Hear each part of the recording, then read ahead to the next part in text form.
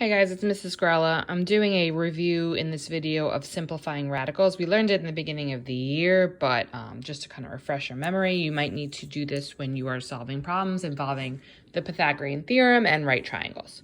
So first of all, we have to know our perfect squares in order to simplify radicals. So to get your perfect squares, I would make the list of perfect squares. So for example, 1 squared would be 1, that's the first perfect square. 2 squared is 4, that's the second. 3 squared would be 9.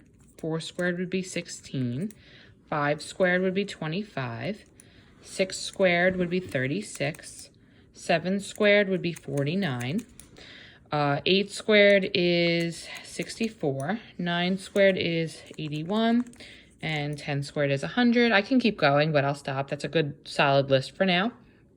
So I want to just show you how to simplify, let's say, a radical once you're done solving a question. Let's say like the problem was radical 45.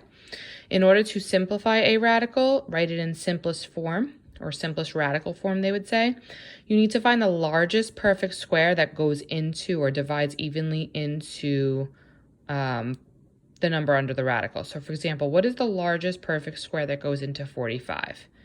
So you can try dividing things, like 49, for example, won't go in evenly. It's too big. 36, no, 36 times something won't give you 45. That's a whole number. 25 doesn't divide evenly into it. 16 doesn't divide evenly, but 9 does. So 9 goes evenly into 45. So it would be 9 times 5. So you can rewrite the square root of 45 as the square root of 9 times the square root of 5. Radical 9 times radical 5. The perfect square goes on the left, and the non-perfect square goes on the right. So when we do the square root of 9, we get 3. That's easy because that's a perfect square. You can always use your calculator if you need assistance with that.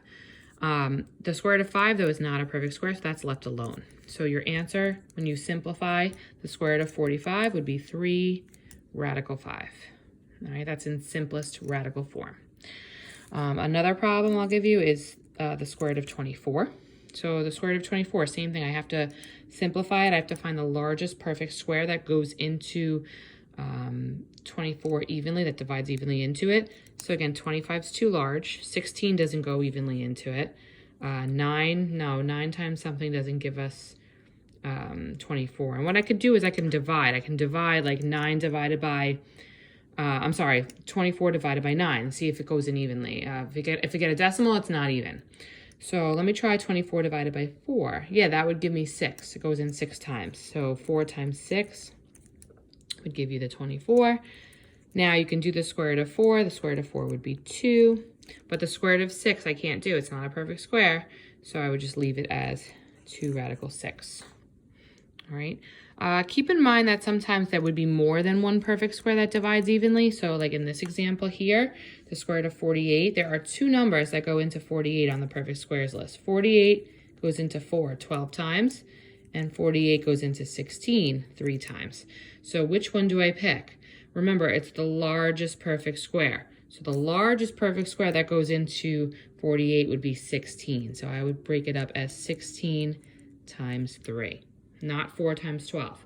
All right, then it won't be in simplest radical form.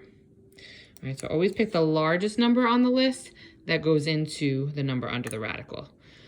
The square root of 16, it would be 4. And then again, the square root of 3 we cannot do. All right, and then sometimes we have numbers that don't go into any numbers on the perfect squares list. So for example, the square root of 15. There are no numbers on this list other than 1 that go into 15. So if you were to break that up as radical 1 and radical 15, that would just give you 1 times radical 15, which is just back to radical 15. So like you would actually just leave it.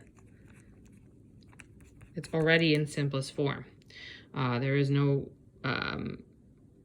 way we can simplify it more than it already is.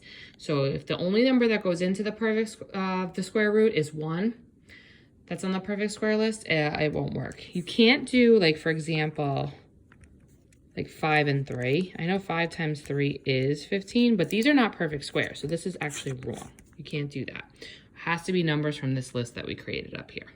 All right.